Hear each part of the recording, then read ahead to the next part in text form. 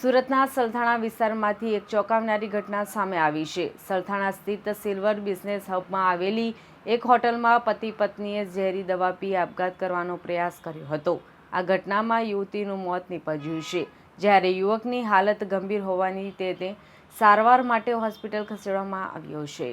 મળતી માહિતી અનુસાર સરથાણા વિસ્તારમાં આવેલા સિલ્વર બિઝનેસ હબની લા મરીના હોટલમાં એક દંપતીએ રૂમ ભાડે રાખ્યો હતો। દરમિયાન બંનેએ કોઈ અગમ્ય કારણોસર ઝેરી દવા પી લીધી હતી।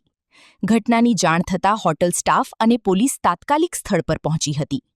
આ ઘટનામાં યુવતીનું સ્થળ પર જ મોત નીપજ્યું હતું, જ્યારે યુવકને ગંભીર હાલતમાં સારવાર અર્થે હોસ્પિટલમાં ખસેડવામાં આવ્યો છે।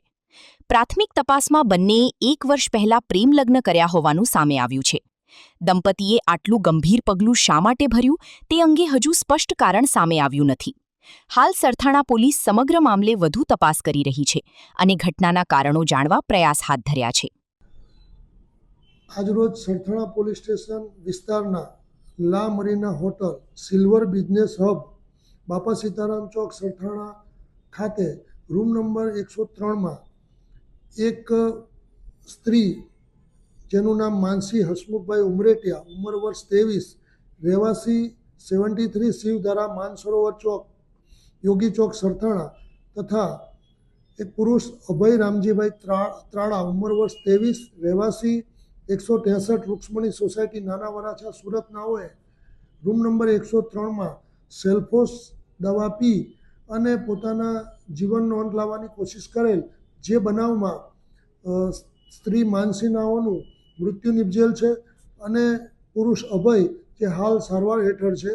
પ્રાથમિક રીતે જે આ બાબતની જાણકારી સરથાણા પોલીસ સ્ટેશનને બનતા ત્યાં ત્વરિત પહોંચી જઈ તેઓને સારવાર અર્થે હોસ્પિટલમાં મોકલાવેલ છે અને પ્રાથમિક રીતે તપાસ કરતાં આ બંને વ્યક્તિઓના મેરેજ થઈ ગયેલા હતા। તેઓએ કોર્ટ મેરેજ કરી લીધેલ હતા અને ઘરેથી પણ લગ્ન કરવાની સંમતિ મળેલ હતી અને ટૂંક સમયમાં જ હિન્દુ રીતિ રિવાજ મુજબ તેઓના લગ્ન થવાના હતા, પરંતુ કોઈ અગમ્ય કારણોસર તેઓએ આ ઝેરી પદાર્થ પી અને પોતાનું મોત નિપજાવેલ હોય, જે અનુસંધાને હાલ સરથાણા પોલીસ સ્ટેશન તપાસ કરી રહેલ છે।